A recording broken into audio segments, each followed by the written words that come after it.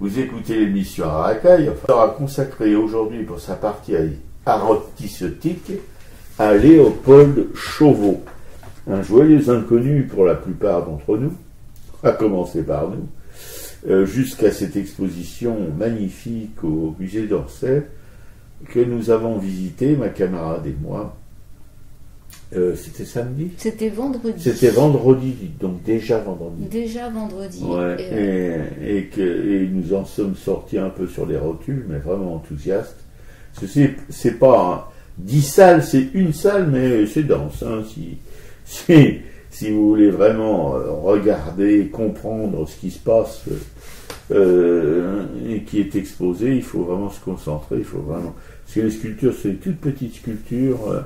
Les illustrations ne sont pas non plus des choses géantes. Tout est un peu dans des formats réduits, mais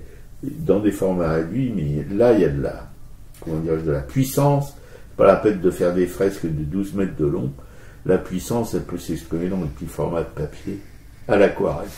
Ouais, donc on va revenir un peu sur sa bio. Effectivement, c'est un nouvel oublié de l'histoire de l'art, ce Léopold Chauveau, qui a été, on verra, chirurgien, dessinateur, sculpteur et auteur, mais également antiraciste, anticolonialiste, antimilitariste. Et donc redécouvert après un don de son petit-fils en 2017 au musée d'Orsay, un don composé de plusieurs sculptures et d'une centaine de dessins. Alors Léopold Chauveau, il naît en 1870 à Lyon. Il est le fils d'un chercheur reconnu dans le domaine vétérinaire et médical, Auguste Chauveau.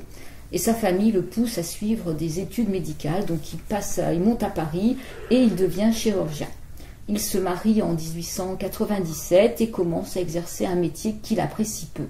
Ce n'est qu'après la mort de son père en 1917 qu'il s'autorisera à abandonner définitivement ce métier. La famille s'installe à Versailles, je crois que c'est le lieu de résidence de la belle famille, où Léopold se lie d'amitié avec Georges Lacombe. Alors Lacombe, c'est un peintre et sculpteur nabi. Et c'est probablement sur les conseils de ce dernier qu'il commence à sculpter le bois en taille directe, avant de se consacrer au modelage de ses futurs monstres. La famille Chauveau, donc ils ont 4 fils, déménage souvent et avant la Première Guerre mondiale, ils vont passer par l'Algérie, la Savoie, la Suisse. On pense que c'est le malaise de Léopold Chauveau dans son métier en fait qui pousse la famille à changer de résidence régulièrement. Début août 1914, Léopold Chauveau est mobilisé, il est chirurgien des armées pendant la guerre, exerçant en région parisienne, puis près du front dans les ambulances qui suivent les corps militaires. Et là, il y fait l'expérience de l'absurde violence de la guerre, de la souffrance et de la mort. Il se retrouve ainsi à Verdun, et lui dit préférer la pratique de son métier en temps de guerre, se trouvant plus à l'aise dans le soin apporté aux jeunes soldats qu'à celui apporté au quotidien à des malades. Il relate donc tout ça dans un ouvrage qui s'appelle Derrière la bataille, c'est toutes ces années de guerre, un livre Derrière la bataille qui sera publié dès 1916 et qui vient d'être réédité en 2017. Donc il s'agit de courtes histoires de blessés, d'instantanés, de croquis qui laissent percevoir justement son antiracisme et même son anticolonialiste, parce qu'il va soigner, comme la couverture de ce livre présente Léopold Chauveau à côté de Moussa, qui est probablement un jeune tirailleur sénégalais qu'il a soigné pour une jambe cassée. Et donc il va raconter un peu comment se passent ces petites histoires de soins justement, et c'est là qu'on perçoit son antiracisme et son anticolonialisme. Et ces histoires, justement, toutes ces convictions antiracistes et anticolonialistes seront reprises aussi dans une histoire pour enfants qui s'appelle Les cures merveilleuses du docteur Popotam. Et c'est aussi, malheureusement, durant cette période de guerre qu'il traverse une suite de deuils familiaux et amicaux. Il perd 2 de ses fils, son fils aîné par noyade à 16 ans et demi, son dernier fils, Renaud, des suites d'une appendice qu'il a lui-même opéré, donc il est mort de septicémie, le jeune Renaud. Il perd sa femme qui est morte de chagrin et de tristesse et de douleur, rongée par la maladie également. Il perd son père et il perd le fils d'un de ses amis qui lui est mort au front, et il perd son ami Georges Lacombe et il va perdre aussi son père. Donc ça fait énormément une quantité de deuil assez invraisemblable. Et il évoque tous ces deuils dans un livre, La mort à passer. Alors par contre, très difficile de retrouver cet ouvrage. Aucune trace sur le net de ce bouquin. Il n'était pas à la librairie non plus de d'Orsay, de même que Derrière la bataille n'était pas non plus à la librairie, c'est dommage. Alors voilà ce qu'il dit: la guerre a passé, tuant, mutilant, et tandis qu'elle passait, j'ai perdu 3 des miens. Je ne peux même pas me raccrocher à cette consolation qu'ils sont morts pour quelque chose. Ils sont morts pour rien. Ils n'ont fait que s'ajouter à l'immense amoncellement des morts pour me déchirer. C'est ce qu'il écrit en décembre 1918. Après la guerre, il se consacre à l'art. Donc son père étant mort, il se sent libéré de ses contraintes de chirurgien. Et pour lui, c'est le seul remède qui va lui permettre d'exorciser un peu tous ses morts. Il écrit aussi des romans pour adultes, des contes pour enfants qu'il illustre. Il fait des œuvres peintes à l'aquarelle et de la sculpture qu'il finira par abandonner. Donc c'est un compagnon de route également du Parti communiste, un proche des idées, mais sans y adhérer pour garder sa liberté d'action. Antimilitariste, révolté par la montée du fascisme, il s'engage dans les combats intellectuels du moment par sa signature et sa réponse au manifeste des intellectuels fascistes publié en 1935 et sa dénonciation du colonialisme. Il rompt avec le communisme à la signature du pacte de non-agression germano-soviétique et se met à rédiger son journal pour vaincre son ennui et tromper son inquiétude. Et se pensant abandonné par l'inspiration, il écrit de courts textes, mais continuera jusqu'à sa mort de dessiner des paysages monstrueux. En juin 1940, lorsque la Seconde Guerre mondiale éclate en France, il organise avec la Croix-Rouge un centre d'accueil dans l'Eure pour les réfugiés de la débâcle, et il meurt quelques jours plus tard, à la veille de l'armistice. Ouais. Non, ces gens qui ont vécu ces périodes terrifiantes, quoi. On peut vraiment... On raconte ça, mais nous qui n'avons pas connu vraiment ce que c'est que la guerre, ce que c'est que ces effroyables charniers de 14-18, etc., etc., on se sent un petit peu démuni en face de personnages comme ça, voilà, qui ont tout vécu. Et surtout, on sent... Moi, ma camarade est complètement transportée par la personnalité de cet homme. Et je peux le comprendre, puisque à une époque où le racisme et le colonialisme, etc., étaient complètement normal, étaient vraiment dans les normes, eh bien lui, il s'y opposait, etc. Puis il a adhéré au Parti communiste et il l'a quitté comme beaucoup. Non, il n'a pas adhéré, justement, il est resté complètement... Non, oui, enfin, il a adhéré aux idées. Et comme beaucoup, à la signature du pacte germano-soviétique, eh ben, il s'en est éloigné parce que c'était une aberration dû aux camarades de Staline, une manœuvre grossière, enfin bref, passons. Voilà, déjà, c'était pour le partage de la Pologne, etc., des pays baltes et tout ça, enfin bref. Encore une de ces turpitudes cradouilles de l'histoire, et on peut comprendre que cet homme-là ait fini sa vie un peu dans le désespoir. Ouais. Ce qu'on ne ressent pas d'ailleurs dans son travail. Non, c'est ce qui l'aidait effectivement, quoi. Et quand on parle de ce jeune Moussa, justement, j'ai pu quand même lire un extrait parce qu'il y a un travail qui a été fait, je crois, par un Irlandais justement sur son antiracisme et son anticolonialisme. Et il raconte que les infirmières, en fait, il y avait quand même un racisme au sein du personnel médical, parce que les infirmières disaient que ce jeune garçon était effrayant, qu'il mordait, qu'on ne pouvait rien en faire. Enfin, et avec Chauveau, ça se passait très bien, à tel point qu'à un moment, ils ont voulu déplacer les musulmans dans un endroit pour qu'ils restent ensemble pendant le ramadan, et que ce jeune Sénégalais, en fait, ne savait pas trop ce qu'il voulait. Ce qu'il voulait, c'était surtout qu'on le laisse avec Chauveau, quoi. Il ne voulait pas changer d'hôpital, il voulait absolument rester auprès de ce médecin qu'il comprenait bien, quoi. Ah, oui, voilà, c'est ça. Non, on peut vraiment essayer d'imaginer, parce que je vous dis, c'est très difficile d'entrer dans cette histoire.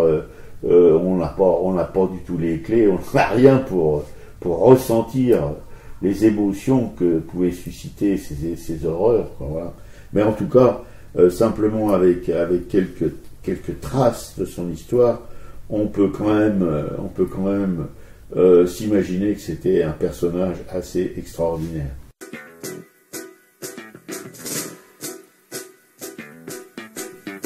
Fleur au fusil, tambour battant, il va.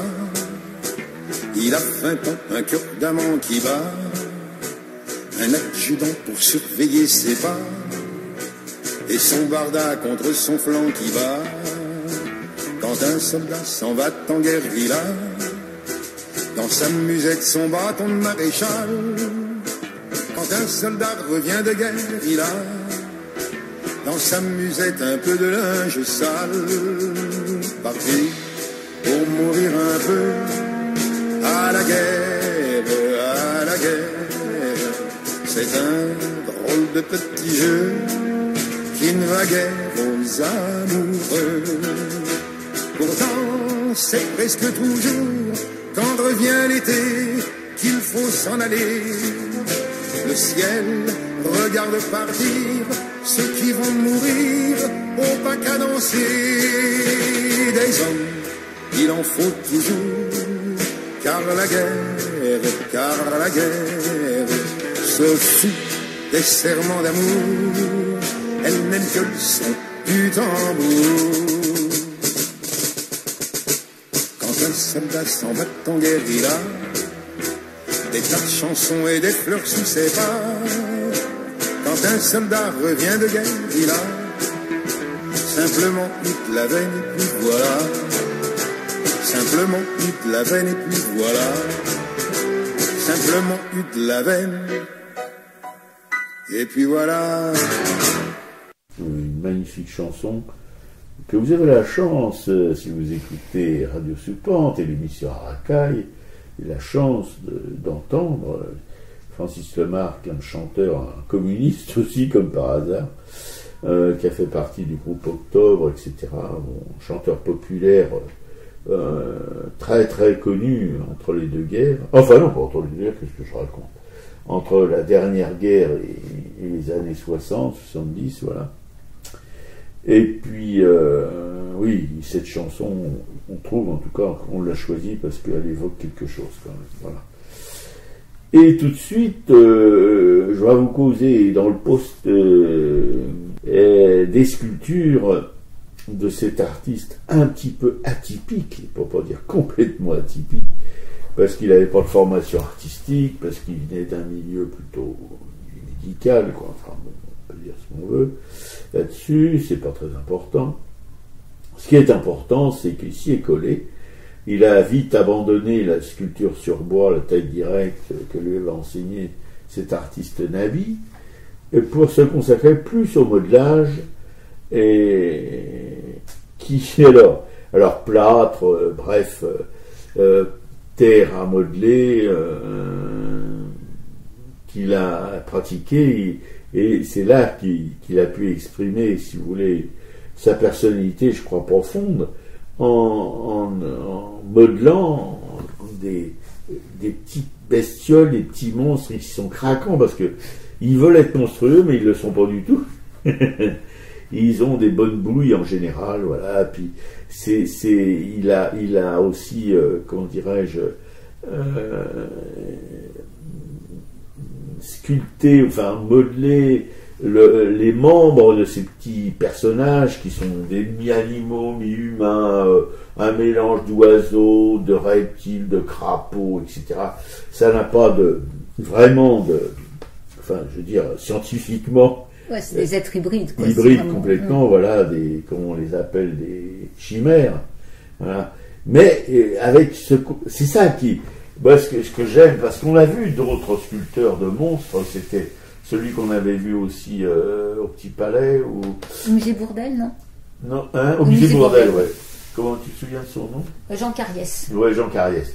Jean Cariès, c'est des monstres monstrueux qui sont vraiment peur. Non, Jacobsen. Il y avait Jacobsen, les contes de Jacobsen, c'est là qu'il y avait ce sculpteur Jean Cariès qui a fait des monstres, et Jacobsen qui avait une sculpture un peu trop dure. Mais tous les deux, en tout cas, faisaient pas des gentils monstres. Quoi.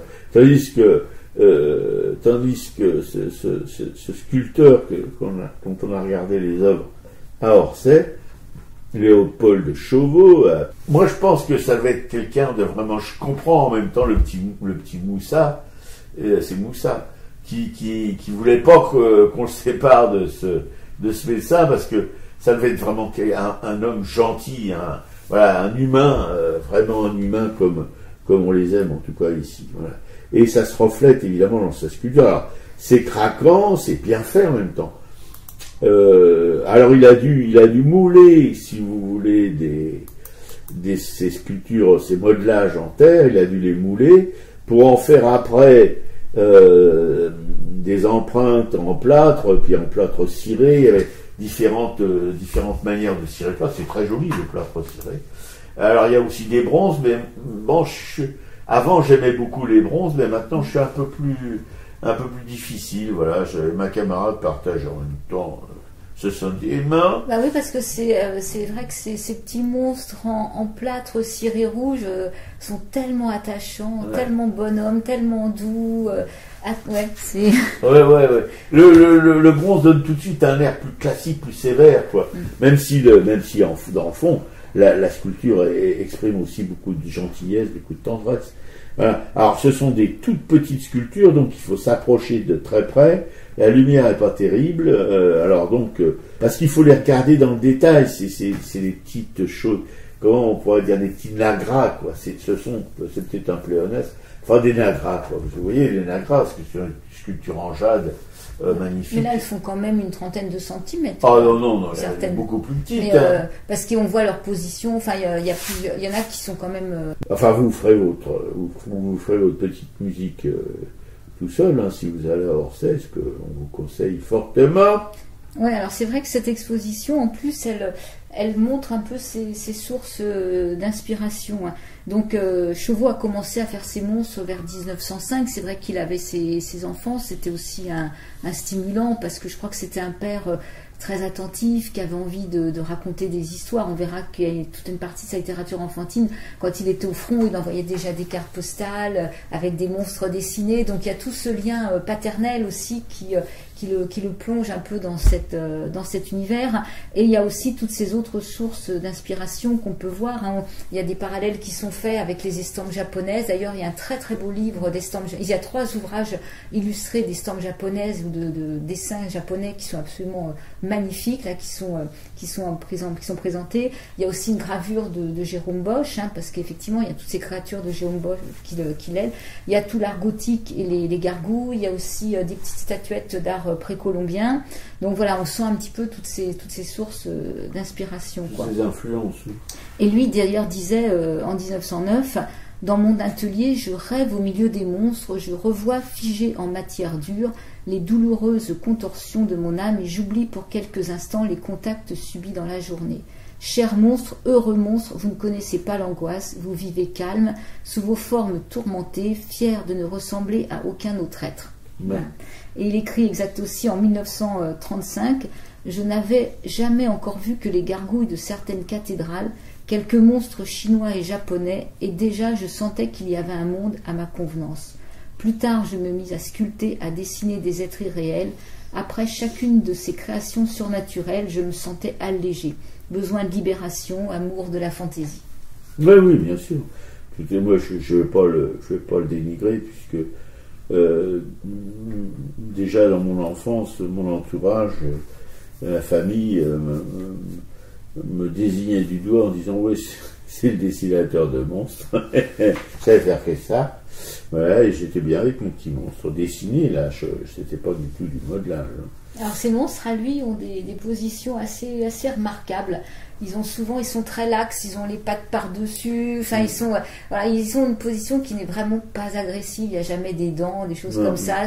Il y en a, mais c'est pas agressif. Il y a des dents. C'est très contorsionné aussi, c'est assez marrant. Ouais, c'est assez excentrique, un peu comme je te disais, il y a un japonais qui fait du raku, des petits animaux comme ça, émaillés, etc. On avait vu ça dans une boutique japonaise à Paris, pas loin des quais de Seine, là sur la rive droite.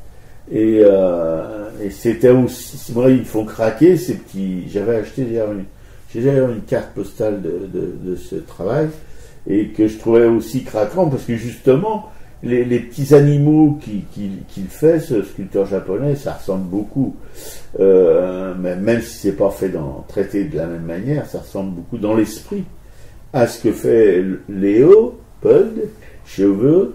Voilà, oui, j'adore. Moi, je trouve qu'il y a une telle gentillesse dans ce petit monde de Léopold Chauveau que, bon, ça fait du bien dans un monde aussi violent, aussi mortifère que celui qu'on nous fabrique jour après jour.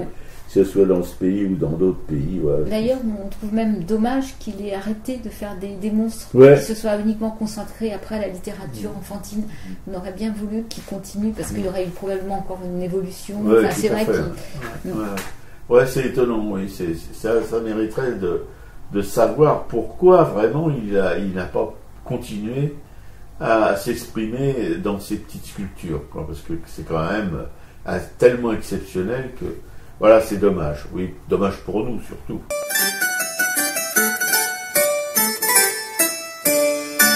Il était un fou du roi qui vivait l'âme sereine en un château d'autrefois pour l'amour d'une reine.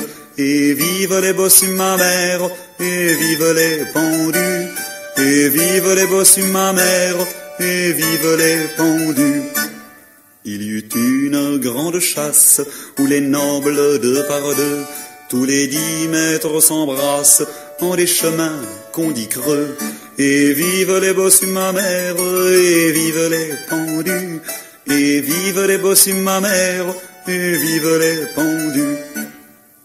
Lorsque le fou vit la reine courtisée par un beau conte, il s'en fut le cœur en peine dans un bois pleuré de honte. Et vive les bossus ma mère, et vive les pendus, et vive les bossus ma mère, et vive les pendus. Lorsque 3 jours furent passés, il revint vers le château et alla tout raconter dans sa tour au roi là-haut. Et vive les bossus ma mère, et vive les pendus, et vive les bossus ma mère, et vive les pendus. Devant tout ce qu'on lui raconte, tout un jour le roi a ri, il fit décorer le conte, et c'est le fou qu'on pendit. Et vive les bossus ma mère, et vive les pendus, et vive les bossus ma mère, et vive les pendus.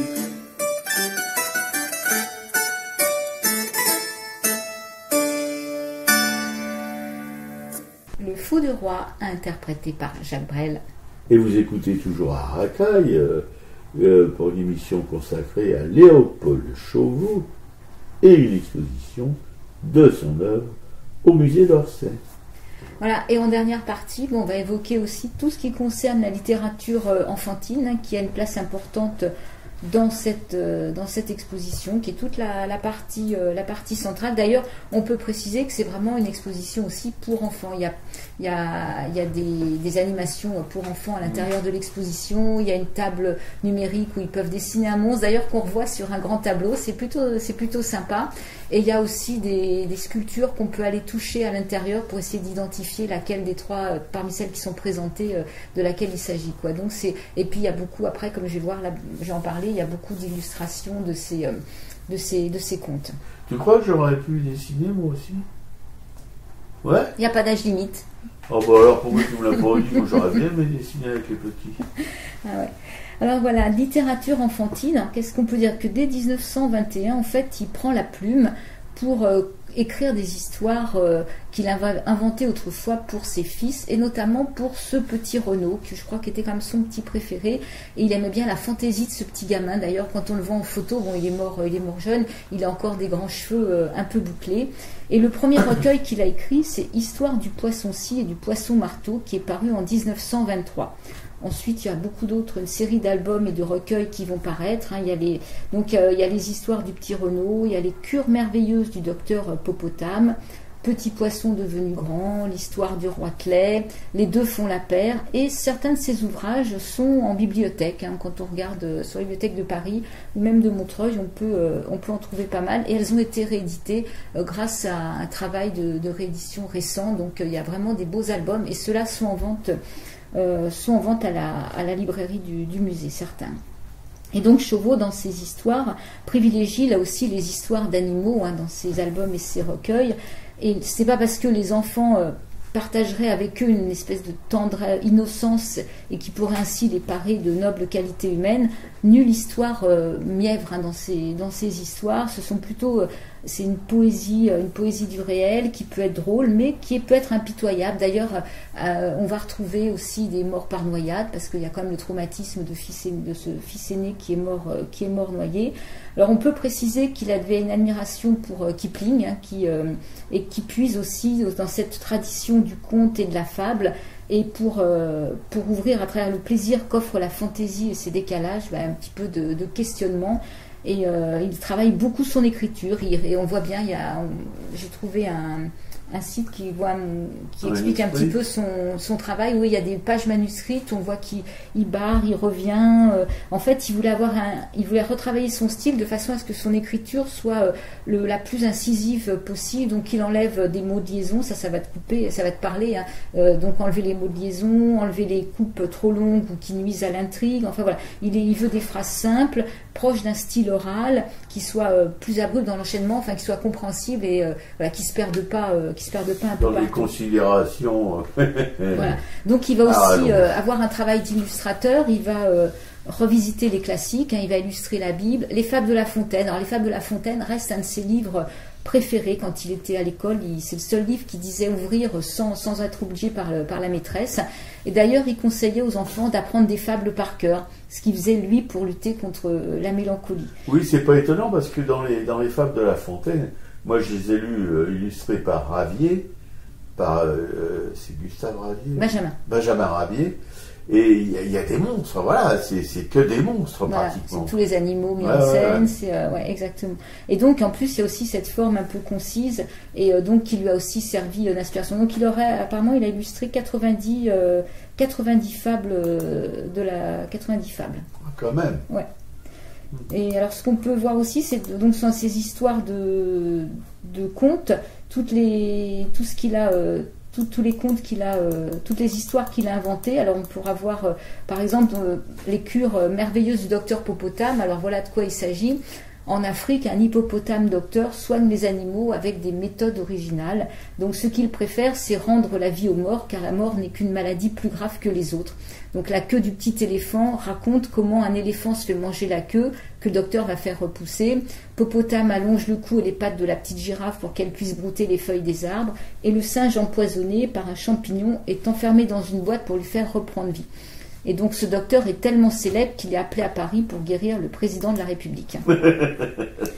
Voilà, il y a aussi alors tout ça, il y a les illustrations à l'intérieur du musée. Il y a l'histoire du gros arbre qui mangeait les petits enfants. Donc chance au bûcheron qui passait par là au moment où le gros arbre attrape un petit enfant et l'avale. Muni de sa meilleure hache, il délivre comme une ribambelle de marionnettes donc tous les enfants qui disparaissaient sans qu'on puisse les retrouver. Et le bûcheron ramène les enfants à leurs parents, et heureusement que le gros arbre affamé les avalait tout rond. Comme ça les enfants vont pouvoir ressortir. Vous n'avez pas eu le temps de les digérer. Voilà. Il y a l'histoire de Roitelet. Donc Roitelet, c'est un petit garçon qui ne grandit pas et qui rapetisse, bien au contraire. Et avant d'épouser une princesse et d'accéder au trône du royaume de Micro-Balésie, Roitelet doit voguer sur la mer dans un sabot, sauver une maman canne et ses canetons, affronter un géant caraco et déguster la confiture magique qu'il fait enfin grandir. Et ce que j'ai pu lire aussi dans une étude sur ces contes, c'est que son petit Renaud intervient et le pousse également à écrire les histoires. Ça part aussi, souvent il y a un dialogue avec ce fils, un dialogue imaginaire bien sûr avec ce fils, et ça lui permet de reprendre le fil. Voilà. Donc le petit Renaud intervient régulièrement en dialoguant avec son père qui est le narrateur. Ah oui, c'est pas stupide comme antiracisme. Son antiracisme est perceptible justement dans les cures miraculeuses du docteur Popotam, où là ça se situe ça se passe en Afrique. Et il y a un extrait, il y a une section intitulée par exemple Les méfaits de l'homme blanc, où là le docteur Popotam retrouve après un séjour à Paris, où il a ingurgité le gardien du jardin des plantes qu'il avait retenu trop longtemps à son goût. Il retrouve une famille d'éléphants sur laquelle il avait déjà effectué des guérisons remarquables, Toby, sa femme, Toba et leur fils Tobu. Et par exemple, voilà le dialogue. Et ici, quoi de nouveau? Toby secoua la tête, rien de bon. Quoi de mauvais alors? Depuis votre départ, plusieurs hommes blancs se sont installés dans le pays et d'autres arrivent tous les jours. Diable, fit Popotam, mauvaise affaire, vous avez raison. Après, on continue un petit peu. Enfin, dit Toby, les nègres et les blancs appartiennent à la même espèce, l'espèce humaine. Pouvez-vous m'expliquer, docteur, pourquoi les nègres sont si supérieurs aux blancs? Parce qu'ils sont noirs, je ne vois pas d'autre raison. Alors vous croyez que si les blancs étaient noirs, ils seraient aussi bons que les nègres? Je le crois. Voilà. Après, on continue un petit peu. Pour notre affaire, 2 choses. Primo, supprimer les blancs déjà entrés dans le pays. Facile. Les lions, si on les encourage un peu, s'en chargeront. Secondo, empêcher qu'il en vienne d'autres.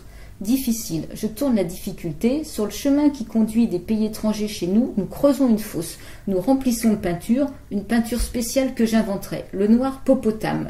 Nous recouvrons de branchages légers, un peu de terre par-dessus. Tout individu qui veut entrer chez nous tombe là-dedans, en sort noir comme un nègre. Et bon comme un nègre, s'écria Toby. Idée magnifique, idée de génie. Je le crois, fit modestement Popotame. Ah oui, c'est quand même. Il a écrit ça en quelle Alors ça, c'est un des premiers qu'il a écrit, donc je peux. Oui, c'est 1900, je sais plus, hein, c'est 1930 ou même avant, même en avant. pleine période coloniale. Ouais. Ah oui, complètement. Ouais, c'était courageux. Oui. Bon, voilà, on a fait un petit peu le tour de cette littérature enfantine.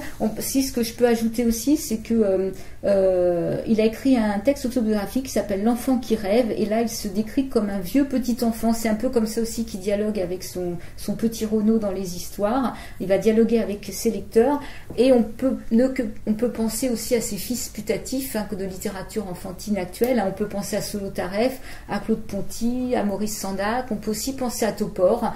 Donc il y a eu un travail qui a été fait avec Claude Ponty au musée d'Orsay. Ouais. Graphiquement peut-être, mais bon, moi ils ont pas, si tu veux, l'audace de cet homme, quoi, parce que dans le contexte de cette époque coloniale, je pense qu'il a été très loin. Hein. Ah, complètement. Ouais, voilà. Et tous ces gens que tu cites, sont des bons dessinateurs. Ils racontent des histoires, mais moi j'aime pas beaucoup la littérature enfantine d'aujourd'hui. Alors bon, il y avait eu un essai, c'était les gens d'Arachiri qui avaient fait, c'était Bernier, je crois, qui avait créé un journal qui s'appelait Patate, tu vois, mais ça n'a pas duré longtemps justement parce que ça sortait un petit peu. C'était un magazine pour les enfants avec sa fille Michel Bernier là. Mais ça n'a pas fonctionné, évidemment, parce que ceux qui achètent des magazines pour enfants sont en général des gens qui ont un peu d'argent, qui sont un peu instruits, mais qui ne sont pas des révolutionnaires, quoi. Tu vois, c'est le moins qu'on puisse dire.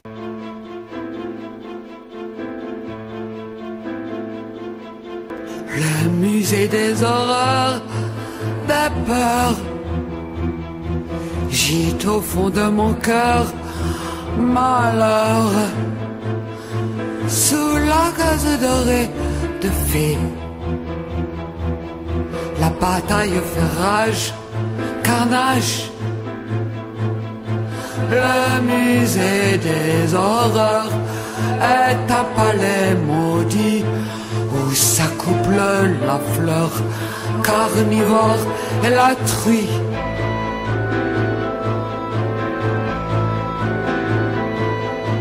Des glaciers cramoisis, fumants, glissent au fond des puits géants. Des vampires puants, bandants, offrent leur vie sanglante avant. Le musée des horreurs est un palais maudit où s'accouple la fleur carnivore et la truie.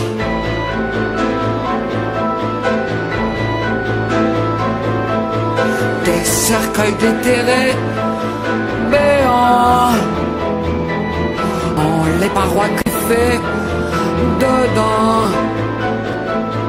De grosses cendrillons joufflus et ventre des bouffons bossus.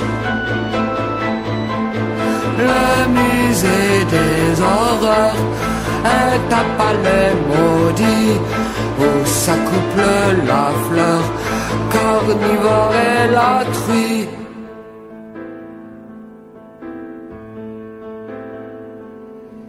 Des rocs et des charnets bavants écorchent des bébés vivants. des démons ravissants sans bruit. Encule des mourants, je crie.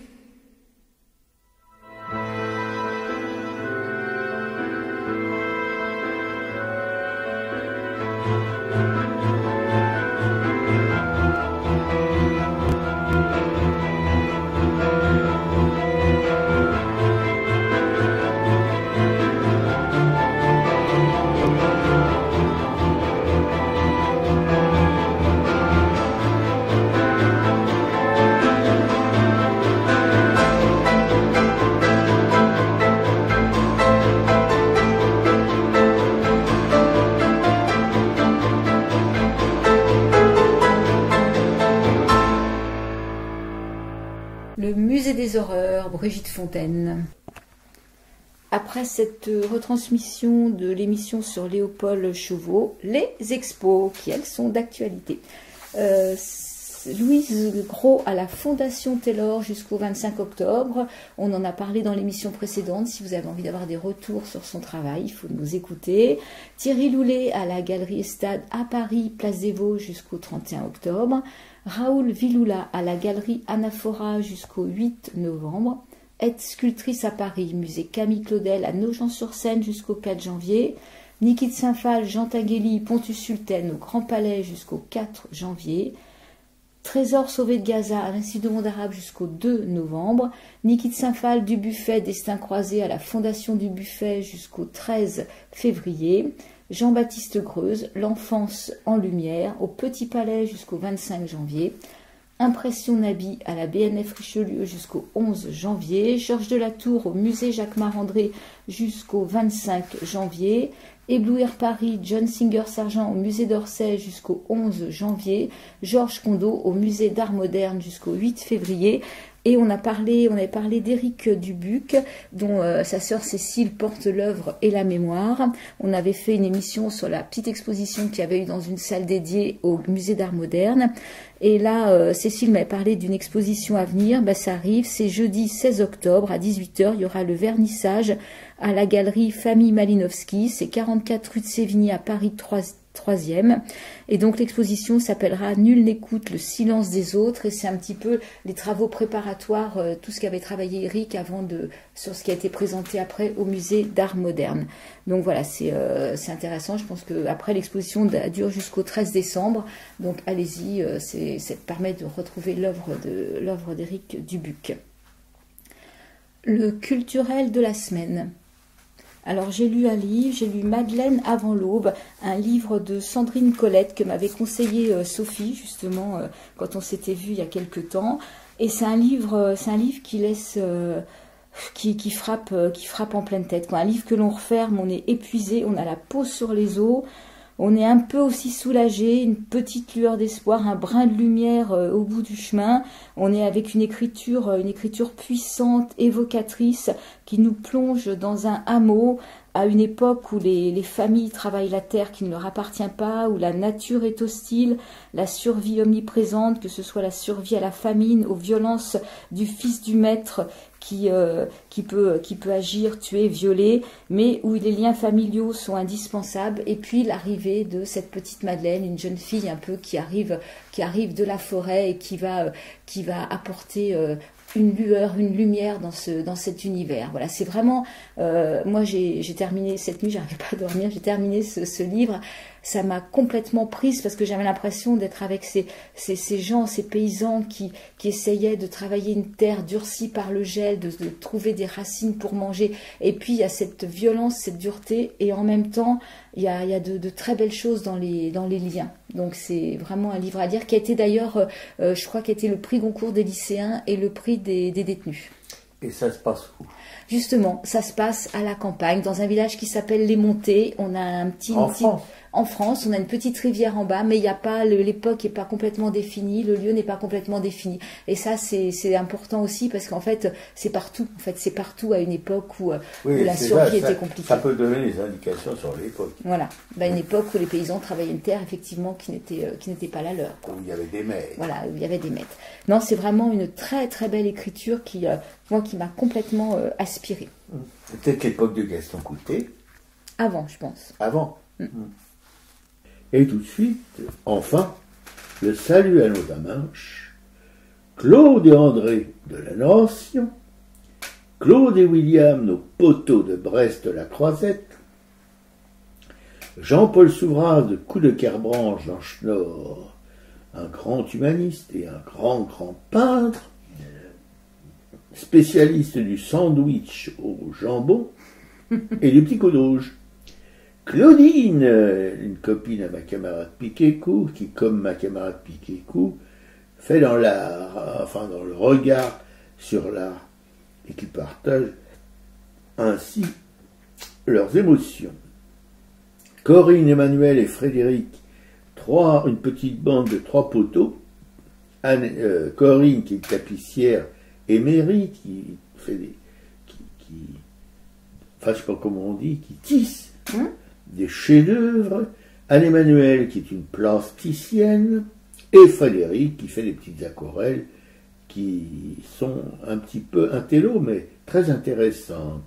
Juliette Planck, une graveuse émérite elle aussi, en relégation à Rochefort-sur-Mer, et qui est une graveuse de grand renom, qui accueille dans son atelier des passionnés de gravure qui veulent s'initier, si vous voulez, même si vous ne voulez pas, qui veulent s'initier à la gravure, moyennant finance. Bien entendu, comme beaucoup d'artistes qui ne peuvent pas forcément bien vivre de leur travail, que ce soit des peintres, des sculpteurs, des graveurs, des dessinateurs, eh ben, ils font un petit boulot à côté, soit ils donnent des cours à des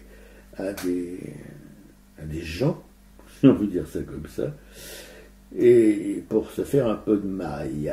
Sophie Villoutre-Exprage, une graveuse et peintre que nous avons rencontrée par un beau jour à la place à Sulpice. À la place à Sulpice que vient de me siffler ma camarade. Voilà, ce jour où c'est la fête aux graveurs. Clément, le Van Gogh de la taille des pins qui grave sur tout ce qui bouge, et plus ça bouge, plus il est content. Un très très grand artiste aussi. Agnès Dubar, une autre graveuse dont nous avons découvert la personne et l'œuvre à Lille, et qui depuis est partie en relégation, elle, dans l'Ariège, et puis maintenant en Bretagne Sud, et elle aussi, qui est une grande graveuse, technique éprouvée, prend des élèves, oui, c'est des élèves dans son atelier, moyennant finance aussi, pour les mêmes raisons que Juliette Planck, qui en accueille pour se faire un peu de maille. Thierry Morciot, un grand graveur bruxellois, donc belge, dont on a découvert l'œuvre dans une biennale, où il était leader price, non je déconne, mais bon, il comprend l'humour. Voilà, il est un peu plus fin que moi, mais bon, voilà, on adore son travail de taille, enfin lui c'est plutôt avec une, comment dirais-je, une pointe, et qui grave le cuivre ou le zinc. Alice Aberuso, une jeune graveuse, peut-être la plus jeune du monde. Attention, ça ne va pas durer encore longtemps, parce que bientôt elle prendra un peu d'âge, et qui est aussi, qui travaille beaucoup, en tout cas, qui a fait beaucoup de boulot sur la Palestine, et qui est la plupart du temps comment on appelle ça, en résidence. En résidence, ouais. Elle l'est en ce moment, et où ça? Non, pour l'instant, elle coule un atelier, et après elle va partir en résidence en Inde, pendant 2 mois. Alors, les Indiens, alerte tout le monde aux abris. Hein. Raoul Viloula, c'est pareil, un jeune graveur, une 40aine d'années, c'est jeune pour un artiste, qui fait un travail qui déménage vraiment. Sa dernière exposition, dont vous a parlé Piquécou, c'est quand même quelque chose. C'est pas tous les jours qu'on rencontre une œuvre pareille. Jacqueline, Colette et Jacqueline, 2 veuves, elles-mêmes maintenant veuves. Ah non, deux veuves de grands artistes. Colette, c'était Odon, et Jacqueline, c'est Raymond Imbert. Ouais, Jacqueline qui vient de décéder, là, on vient d'apprendre la nouvelle de sa mort la semaine dernière. Voilà. Donc Colette, c'était il y a quelques mois, et maintenant c'est Jacqueline. On pense très très fort à eux et à leur famille aussi. Voilà, avec des très très bons souvenirs, des moments partagés. Voilà, tout à fait. Aussi bien chez Colette, où on a dîné une ou deux fois, que chez Jacqueline, où on a déjeuné une ou deux fois aussi. Chez Jacqueline, c'était sur un immense tilleul, en plein cagnard du mois d'août, c'était vraiment magnifique. Liliane et Laurence, deux écrivaines dont il ne reste que Laurence, Liliane ayant pris le trimar pour le repos éternel, et que Laurence est toute seule maintenant dans la feuille blanche. Bon, elle a du courage, elle s'en sortira. Geneviève, notre sorcière bien-aimée, qui elle aussi nous a salués pour rejoindre Liliane, pour rejoindre Colette et Jacqueline, pour rejoindre Claude et André, voilà. Un jour, on va devenir une... Comment ça s'appelle? Une rubrique nécrologie. Oui. Voilà. La Rose flamboyante, qui n'est plus rose mais blanche, flamboyant aussi, qui anime 3 émissions à destination des enfants et leurs parents sur une radio Omni. Il paraît pas, parce qu'on les a écoutés quand on travaillait aussi sur cette radio Omni, dont nous avons été éjectés pour un antisémitisme. On cherche encore ce qu'on a pu faire d'antisémite. Voilà, enfin bon. Bref, que nos initiés connaissent cette radio anonyme et qui peuvent passer le mot à leurs copines et à leurs copains. Anne-Isabelle Roubaille, une peintre de Bourg-en-Marlotte. Florence Quenu, a livré l'empreinte dans ce même petit village pas loin de Fontainebleau, enfin c'est carrément dans la forêt même de Fontainebleau.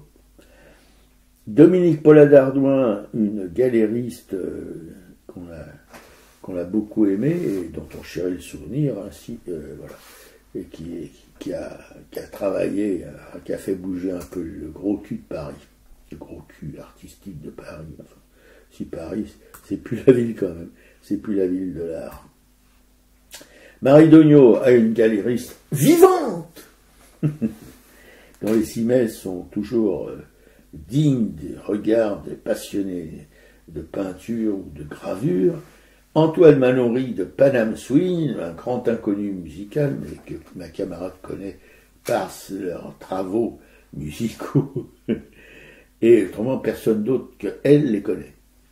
Et Anna Sinoracka, une peintre polonaise, voilà, magnifique. On a des œuvres à elle qui tombent du mur tellement elles sont lourdes de passion picturale, bref, d'inventivité. Elles ont un cachet incroyable.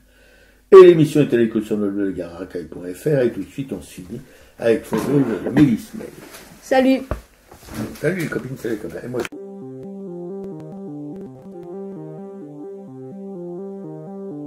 malgré l'écran cieux du néant, c'est pour mieux nous manger enfants, et les silences et les boucans, faut vivre.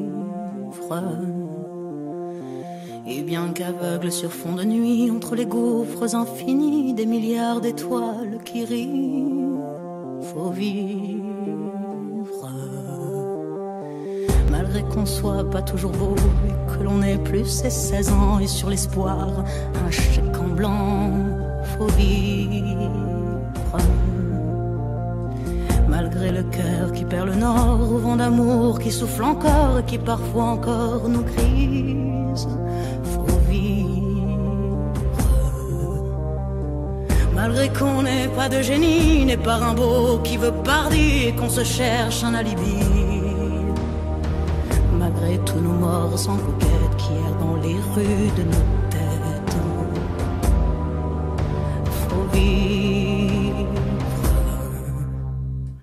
Malgré qu'on soit brave et salaud, qu'on ait des complexes à gogo et qu'on les aime, c'est ça le pire, faut vivre. Malgré l'idéal du jeune temps qui s'est usé au nerf du temps et par d'autres pris en chantant, faut vivre. Malgré qu'en se tournant vers le passé, on est effrayé de s'avouer qu'on a tout de même un peu changé. Faut vivre. Malgré que l'on soit de passage, qu'on vive en fou, qu'on vive en sage, tout finira dans un naufrage. Faut vivre. Malgré qu'au ciel de nos poitrines, on nous sentinelles endormies, dans un bruit d'usine gémit. Le cœur aveugle qui funambule sur le fil du présent qui fuit.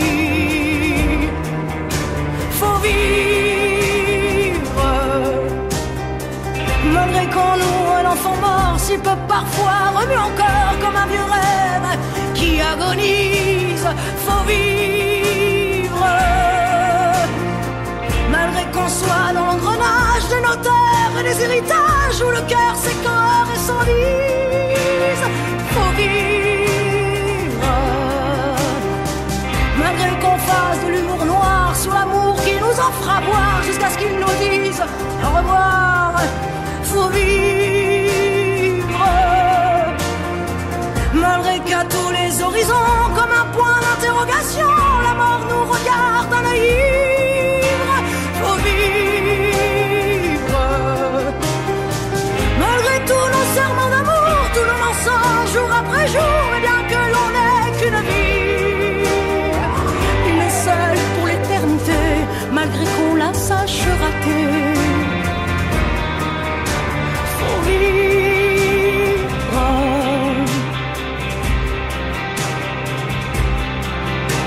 Faut vivre.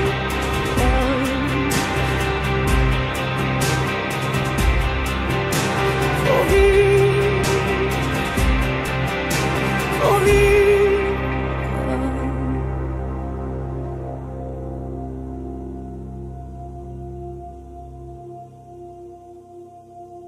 Faut vivre.